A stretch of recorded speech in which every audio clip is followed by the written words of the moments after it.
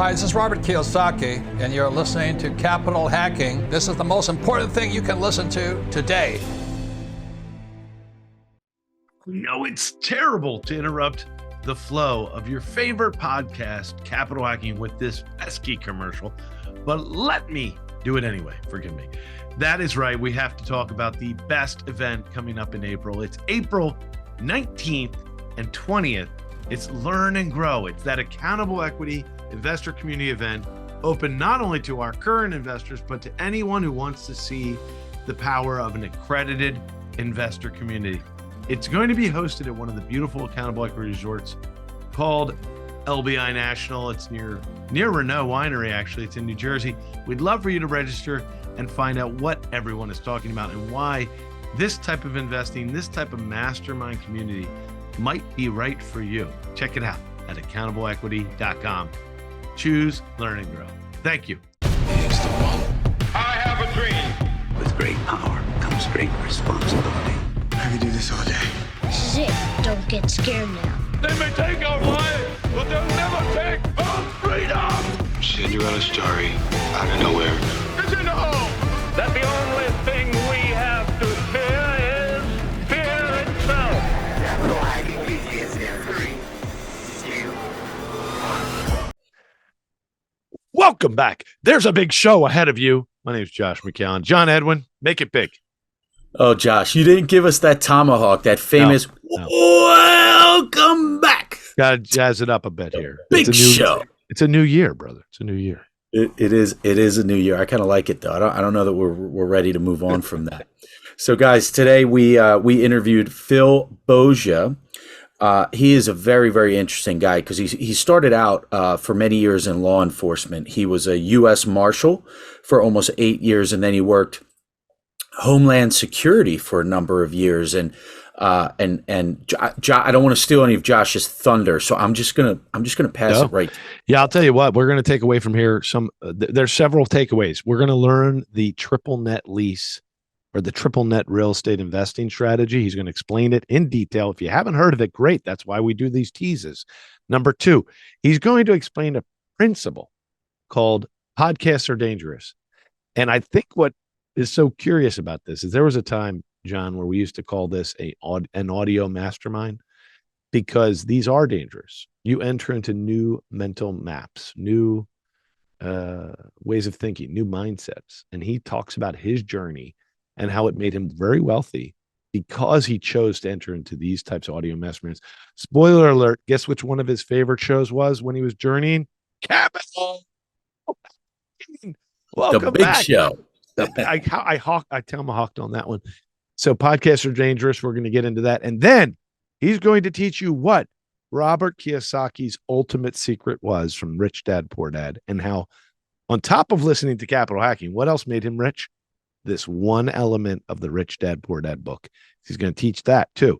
You're going to love this episode. Let's go. Well, it is exciting to have Phil here, isn't it, John? Oh, we are ecstatic. And we were just having a really great conversation with Phil that we're going to share with you guys, our listeners. And to get rolling, Phil, can you give us a little bit of your background and what you're up to? Yeah. So I was in, first I'm married. I have my wife. I have 2 boys, almost 2 years old, almost 4 years old. And then I have one on the way. So Awesome. I'm slowly catching up to Josh. But You'll never get there. You'll never get there. So I was in federal law enforcement for 14 years. I was with the U.S. Marshals for 8 years, and then Homeland Security for 6 years after that. When I was working for the Marshals, I had a supervisor at the time who was a real estate investor, and he told me to read Rich Dad, Poor Dad. So I read that book. It had a huge impact on me, and I started investing in small multifamily properties. And then I ended up partnering up with my dad. We started buying, slightly larger properties. And then from there, I discovered net lease, triple net lease properties. I hooked up with Joel Owens on Bigger Pockets, and he helped me transition out of the residential properties into some triple net properties. And then, so once I was talking with Joel, I I that's when I knew that's really what I wanted to do. So I ended up working for free for Joel for a period of time, and ended up turning that into a full-time job. So there's so much there, John, if you don't mind me asking. Working for free, let's start there for a second. We're going to I want to come back to working for free because that's curious. No one would ever think to do that. 99% of the people would never think to do that. But let's go back to life at the beginning. So Rich Dad, Poor Dad, you're a U.S. Marshal. How did that make an impact on you? Like, what about it? So my supervisor at the time, this was during a time period where they were talking about putting government employees on furlough. Oh my gosh, that's surprising. My supervisor said to me during that time, because everyone was, upset about that. He said it doesn't matter to me because I make more money from real estate than I do from this job. So that was like, I didn't understand that. That made no sense to me. So I was trying to talk to him about it, and he wouldn't talk to me until I read the book Rich Dad Poor Dad. He kept turning me away because he said he tried to talk to a lot of guys and they kind of waste his time and no one does anything. So he wanted me to read the book. So it took me a lot of time. Finally read the book, and it changed my life. So he helped me buy my first 2-family, and it just went from there. What you just said is, I mean, it's so exciting, and it's also so doable for a lot of people who want to get into real estate. And as many of you know, I ran a personal training business for 20 years. And it was, only a couple years into it where one of my clients was telling me how she was making money in her sleep and didn't have a real job. And like you, it blew my mind. Mm-hmm. And that sparked me to buy my first one, and then the next one, and the next one. And, like your supervisor, I started making more money in real estate than I was in my personal training business, and ended up now retired from that. But that is so much. So with Rich Dad, Poor Dad, how long did it take you from reading that book to purchasing your first property? It was probably so I read the book, and then I decided, all right, I'm going to buy real estate. So I think I just went down the rabbit hole of YouTube, Bigger Pockets, podcasts. I would just really want to learn as much as I could. It's probably 8 or 9 months of that before just pulling the trigger on my first 2-family. Yeah, that's pretty fast. It's pretty fast. And thank you, Mr. Marshall, for mentoring Phil. But yeah. Phil, so you're a U.S. Marshal. By the way, for me who's naive, what is the typical law enforcement task of a U.S. Marshal? So the marshals cover anything that's related to federal courts. So anything from trials to prisoner transport to fugitives, Supreme Court justice protection details, witness protection program. So it's there's a lot of different things in there. All right. And then you've the arc of your story gets all the way to Triple Net. Now, we're going to ask you to be a professor and help us using your own life. Show us what is Triple Net. This is a very fancy term to most people. Yeah. I mean, most people understand renting a house to a family. Mm-hmm. Well, that's called owning a rental. But what is Triple Net, and how did it show up on your radar? Why are you doing that now? So it showed up on my radar because I had an 8-unit building in New Jersey, and even though I had a management company, I had shootings, there was fires, every week I was having some sort of issue. I thought it was going to be an 8% return. Ended up being a 3% return. It's just very management intensive for me. So just as I was researching and going on Bigger Pockets, listening to podcasts, I just eventually discovered, Triple Net Lease properties. So I started looking at those, and then I came across different brokers that helped people buy them. I talked to a whole bunch of them, including Joel, and ultimately went with Joel because I think he is the leading expert in that space.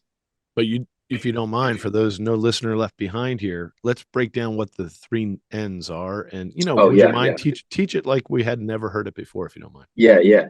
So triple net is so it's taxes, insurance, and property level maintenance. So if you have an absolute triple net lease, the tenant takes care of everything related to the property. So if you have a mortgage on the property, the only thing you're responsible for is paying a mortgage, and then maybe updating some financials to a lender, but it's as passive as real estate can get.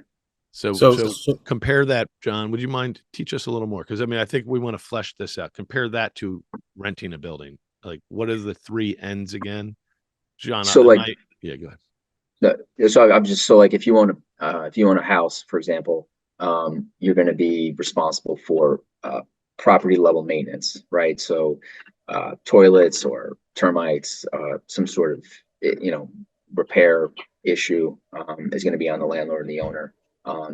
The owner or the landlord also pays for the taxes and the insurance on the property. With a triple net lease property, all of those expenses are on the tenant. So the tenant is on an absolute triple net lease is going to be responsible for the roof, everything. Any sort of issue or repair that comes up is going to be on the tenant, as well as the taxes and the insurance. Yeah, so Josh, that was actually one of the questions I was going to ask. My second one, because you were talking about the 8-unit building where you had shootings and fires, and look, any landlord that has enough units for enough time is going to run into these situations. But an 8-unit building wouldn't be a triple net lease. That will be a residential lease. So if someone's looking to purchase triple net investments, could you explain, just clarify what a triple net investment looks like? I have an idea because I've rented triple net before, but I would love to hear it from you. Yeah, so if you're going from a residential property to a triple net property, it's just the management of the property is completely removed, right? So, for example, I had from that 8-unit building, I went into a Walgreens in South Carolina. So I actually hadn't even been to the property. So that was a property that Joel had found for me. It was on a hard corner, Myrtle Beach, South Carolina. And I just made sure that the rent was coming in, and that was it. Pretty cool. Now that sounds expensive, by the way, a Walgreens. Yeah, it took me about 8 years of investing directly myself and as a limited partner, and just saving up cash flow, saving up that money, just to eventually 1031 exchange out of my residential into a net lease property. Yeah, what is the basic economics? Would you mind using that as a case study? What does it cost to buy sure. the building? How much debt can you put on it, and those types and how much rent can you get a year from that? Yeah, so that was in 2019. I think I bought that, or 2020, and so it was a $5 million purchase price, and I got my interest rate at the time was like 3.5%, and I bought it at a 5.5 cap. So about 10 months later, Walgreens and CVS properties, those cap rates compressed pretty dramatically. So I ended up selling it for a 5 cap. So that was it. That 50 basis point compression was a $500,000 gain. So it made sense at that point for us to 1031 exchange into another property. And that property was another property that Joel had found for me, which is a brand new construction, 4-unit triple net lease, multi-tenant retail strip center. And what types of tenants are in that new one, that new construction property that you're talking about? And also, what's the typical length of time for these triple net leases? So these the 4 tenants they're all corporate tenants. So one of them is One Medical, which is owned by Amazon. Another one is Appliables, and then another franchise called Clean Eats, and then a flower franchise called Ober's Flowers. So they're all on 10-year leases, triple net, with fixed increases every 5 years.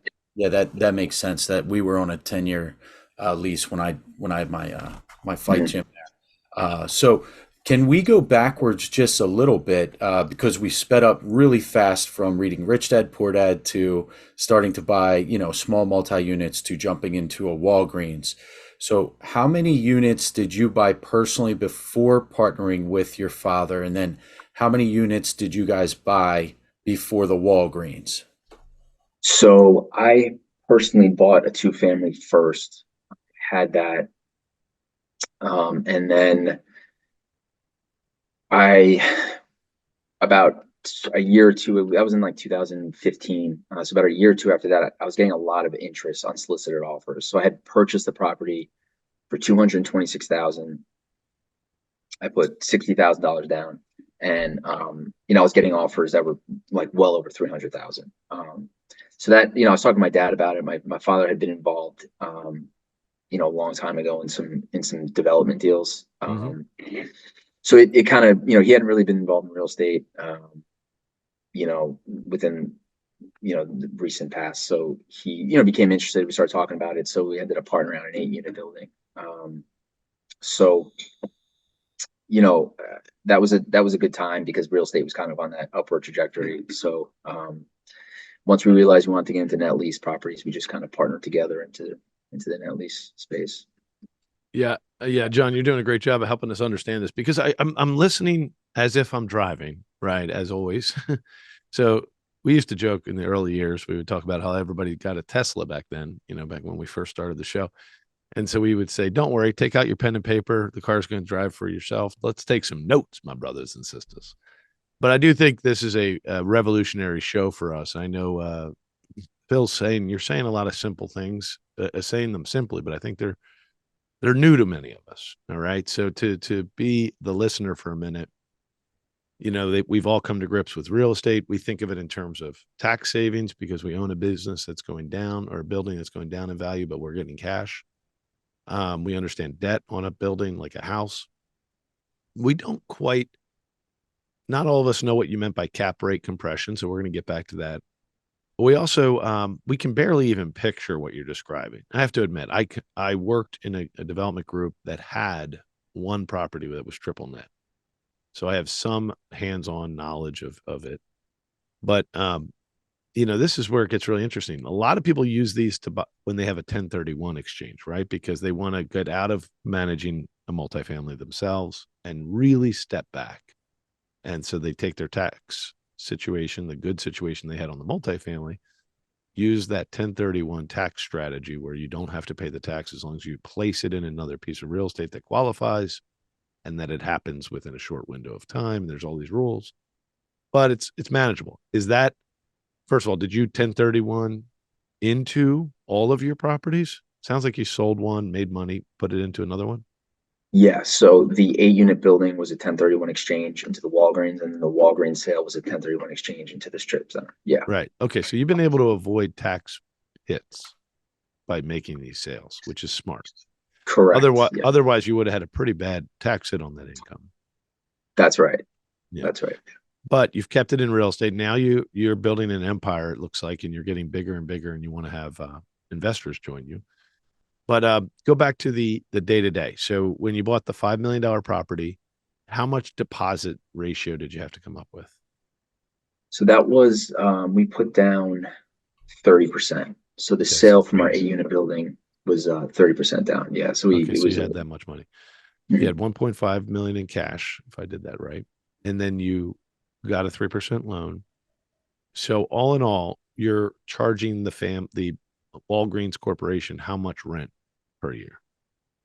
So they were paying, it was kind of a unique situation because the current owners of the property had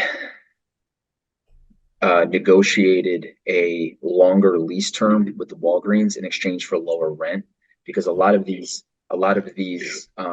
leases were written 25 years ago. So this was a 25-year lease on Walgreens.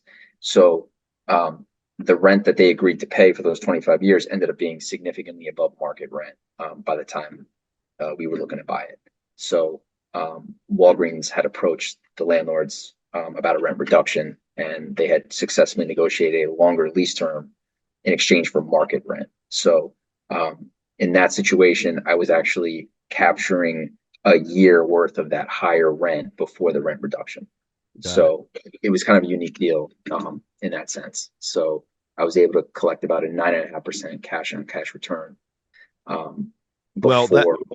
And that's cool. That also adds another layer of sophistication. I'm just trying to create like a little economics one sheet for people as they're listening, because they're driving. They're probably driving extremely fast. I don't know, John, do you drive fast? I don't drive that fast, actually. No. I don't ever drive fast. I try to do speed control a little bit over the mileage. So for those listeners, I'm sure they're hard drivers, so they're all speeding, and we want them to have a visual, like a balance sheet in their mind. So 3.5 in debt, 1.5 in equity, but the rent each year would have been hundreds of thousands of dollars. What would it have been from Walgreens? So it was, man, I mean, I could probably pull this up, but it was before the rent reduction it was over 300,000. I think it was like 350,000. So let's just use that for a minute. And then the debt is running about, I just want to help them understand how much you're clearing. Do you see my point? 0.03 times 3.5 million. Is the interest each year is 105. The rest would be equity pay down. So you probably had about 105 in interest cost a year. So you're in the 245 range of free cash flow because you don't have any other bills. That's the other thing that people have to realize. There's not really a property management bill to anybody, right? In this case, you're the property manager for whatever it's worth. You're reading the documents, whatever that is, each month or year. So $250K off of a $5 million investment doesn't, at first that doesn't sound like a good yield. I mean, it's all in all $5 million worth of capital went in, $250,000 worth of bottom line numbers, but you're saying that 245 represents a ratio over 1.5. So then you take the $245,000 divided by 1.5, I think is how you do this. And it's like, am I doing that right, John, to come up with the right yield to see if this was worth his energy? Yeah, it sounds correct. He said he was making, would you say 9.5% cash on cash? Is that what you said, or was it? So it was a 9.5%, right? So I had 1.5 million down. It seems even more, actually. Seems like we're making more than that. It sounds higher to me from the numbers you're doing, Josh. I'm getting 16%. Am I wrong? I'm getting 16%. If you take 245 off of 1.5, you're doing pretty well. I could be wrong on how I'm doing that ratio, but all in all, what's interesting about it is you're theoretically buying an annuity. And I can see why somebody would do this, because their assumption is Walgreens going to be there next number of more years. This is going to happen almost guaranteed for X number of years. Let's not get into whether or not Walgreens were to go bankrupt. Forget that for a minute. Let's assume everything's working. And you're playing the game that you think inflation is going to push the value up. So even if your yield is small each year, is the game really the future compressed cap rate and a debt again, a new debt in the future? What is the long-term strategy when someone buys a triple net? So Joel developed this concept he calls dirt first, right? So it's always the location first, followed by the strength of the tenant, followed by the lease terms. So a winning combination would be all three of those are strong, right? So for Joel, like for our syndication, for example, we want those three things to be lined up. Now that being said, we'll also look at a really great location where the tenant isn't so strong, but they're paying, say, half market rent. So the strategy there would be we could buy that at a high cap rate because the credit strength isn't there. But in the event that their lease term is up, we can win in two ways. It would be they stay and pay and we just keep collecting a higher yield, or they don't renew or go bankrupt before the end of that lease term. And then that way we can backfill that space at a higher rent per square foot and still be profitable after paying leasing commissions and attorney fees. And, so that's called value add triple net is what you described. Very cool, right, John? I like it. Location first, tenant strength, lease terms. And when it's undervalued and you go to the bank, meaning it should be $100,000 a year on this small building, but it's only 70,000. And you're like, wow, they're $30,000 they're leaving on the table. So you go to the bank, they're only going to care about what it's performing, right? So they're only going to give you a ratio of the $70,000 lease, right? Yeah, so with the syndication, we're purchasing all cash. So we're eliminating the debt maturity risk there. Just buying them cash to be more competitive. Because strong credit tenants in really great areas still have a lot of competition now, especially among REITs. So we have to come in with really strong terms in order to win these deals. So part of that is cash. So got it. Yeah, because the REITs may not want this thing because it's under rent. It's not, they call it stabilized. It hasn't reached its optimal rents, its optimal tenancy. Therefore, it's underperforming in that sense. Even though it's getting its rent every month, it's just underperforming for potential. So I feel like I've learned a lot on this, actually. What else surprises investors when you teach them about triple net, Phil?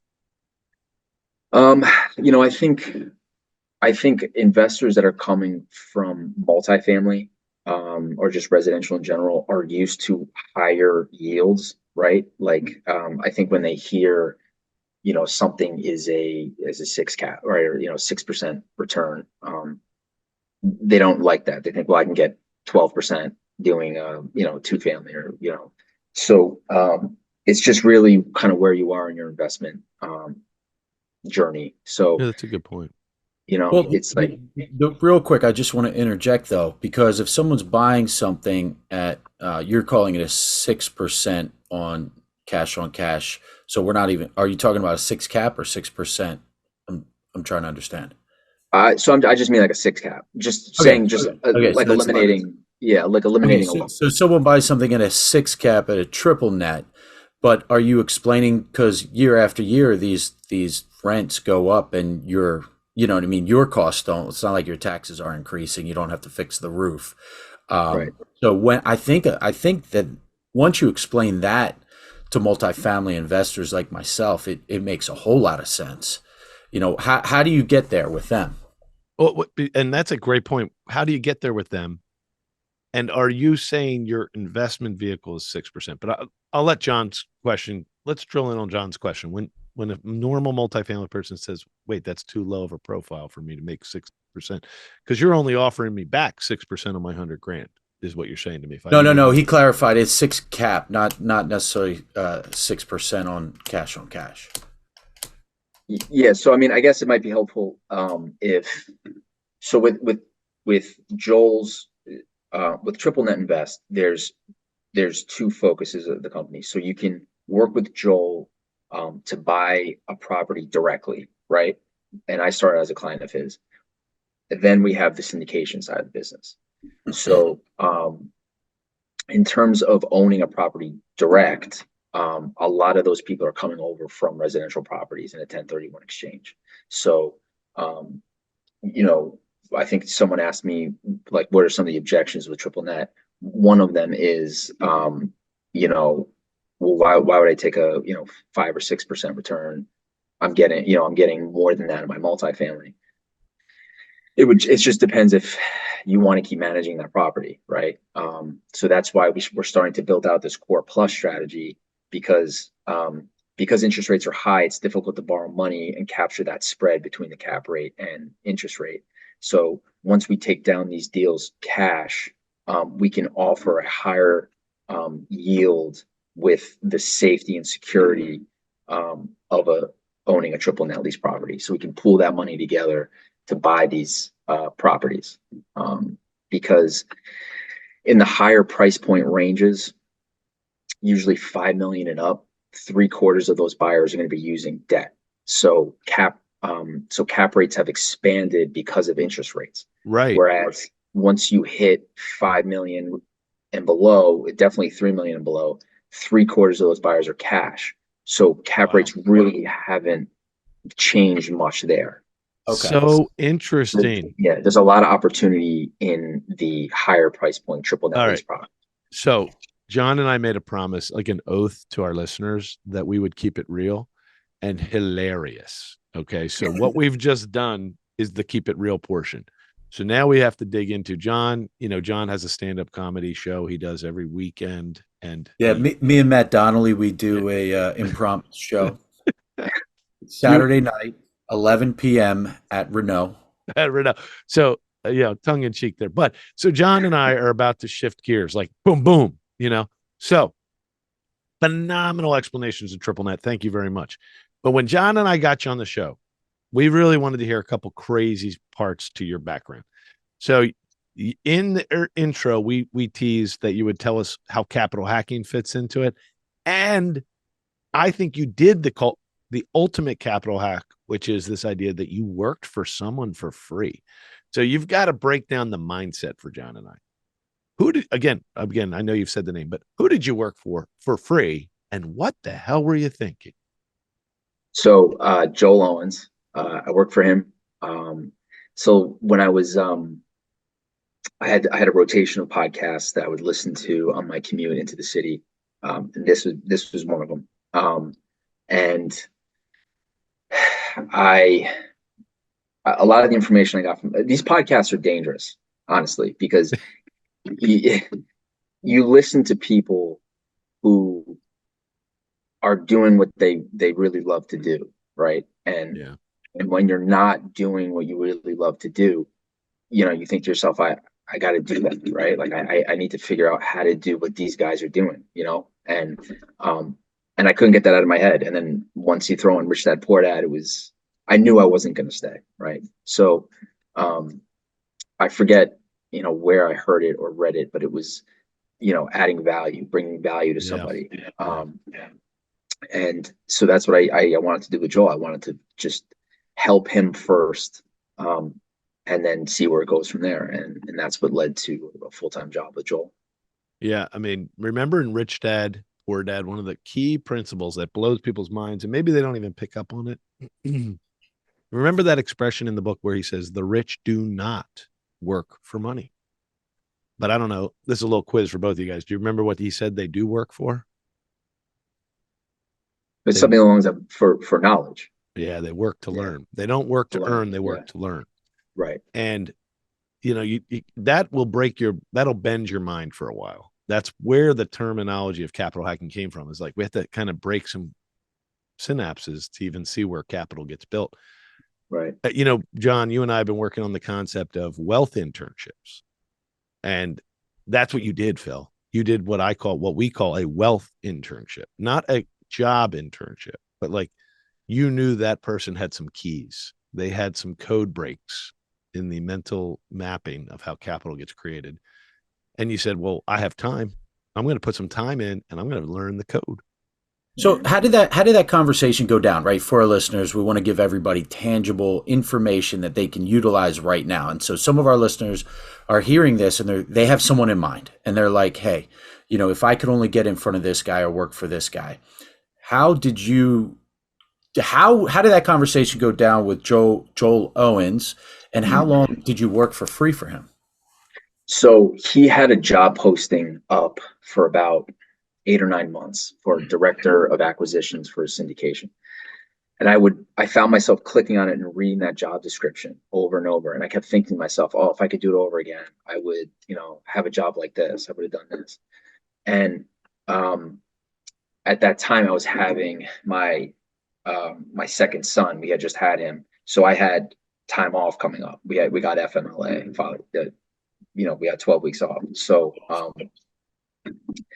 So I just decided, I wrote him an email and I said, look, I got this time coming up. I see you have a job opening that you're hiring for. I said, let me do it for you for free and see what comes of it. And he responded and he had stuff for me to do right away. And that's how we got going. I just wanted to get involved as fast as I could. John, I'll put a pin on this for stress. You said podcasts were dangerous.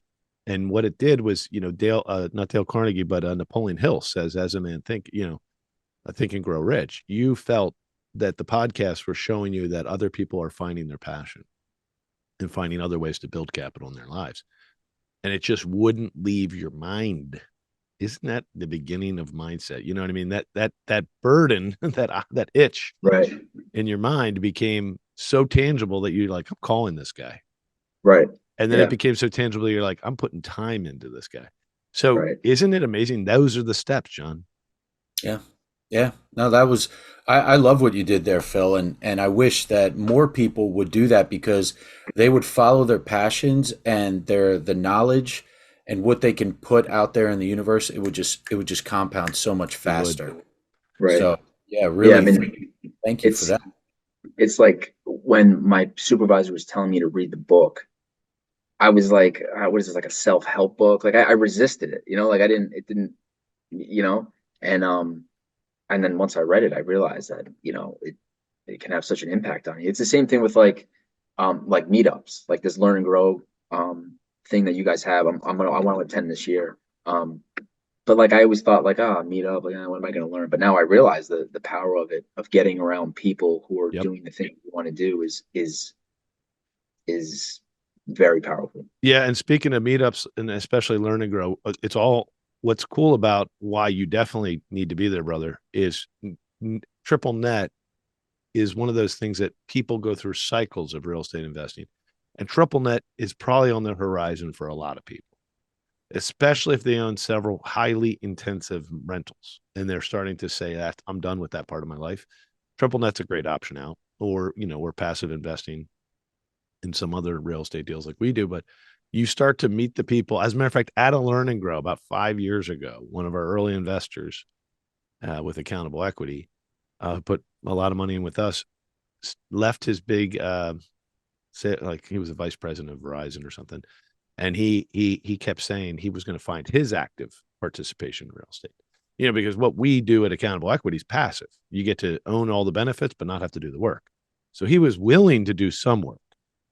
And he stumbled into the research on Triple Net and today has amassed a whole active portfolio of Triple Net. And I'm really grateful that he shared that with me at the last Learn and Grow. So, and all of that kind of came from meeting people and realizing that he wanted a balance of some passive things and some active things, but only so active.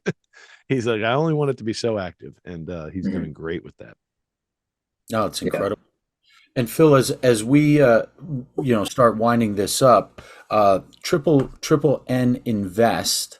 Do you guys teach others? It sounds like you guys come alongside of others that want to be investors and help them do this?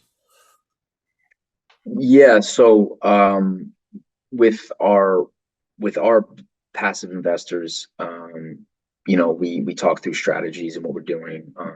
I send monthly updates, just kind of what we're doing and how we're looking at things. And then Joel is planning on having a net lease meetup for accredited investors and current investors somewhere around Atlanta, Georgia, where he lives. So that would be like a kind of a teaching and learning about what we do and how people can get involved. And how do people connect with you, Phil? How do they find out more about the Triple Net Lease? Yeah, so you can go on NNNinvest.com and there's a form there if you're interested in either owning a property directly to work with Joel or being a limited partner in one of our Core Plus or value add deals. Or they can email me directly at phil@NNNinvest.com. That was great, buddy. We look forward to getting you back and meeting you in person. And by the way, we buried the lead, Phil. We asked for investors like you who've joined us at Accountable Equity, if they ever want to be on this show, to reach out, and you did. And I think you joined us at Bohemia, correct? The newest one we just did. And the debt fund, yes. And the debt fund. Dude, thank you so much for taking us up on that invitation. Thank you for joining us as a partner, but also I truly appreciate when guys like you or ladies that would like to get on the show reach out. It's awesome, buddy. Thank you. Yeah, thank you. Thanks for having me. Damn straight. We just got buddy. We got to the end of another great show. And everyone listening right now, you're the family and friends. Thanks for staying till the end. That was so fun. And hey, hit the like, hit subscribe. We're here to serve you guys. That's why we're doing this show. Josh is not paying me. I'm doing this off of my quote unquote sweat equity because we want to make a difference in your life. And then that ripple effect will continue to touch the world. Hey, amen, brother. Please check us out on capitalhacking.com, all the social media threads. And yes, I know you've probably already sent this episode to one of your best friends. Thank you. We love you. Just go right into your iPhone, hit the plus symbol. We'll talk to you later. See you next week. Share.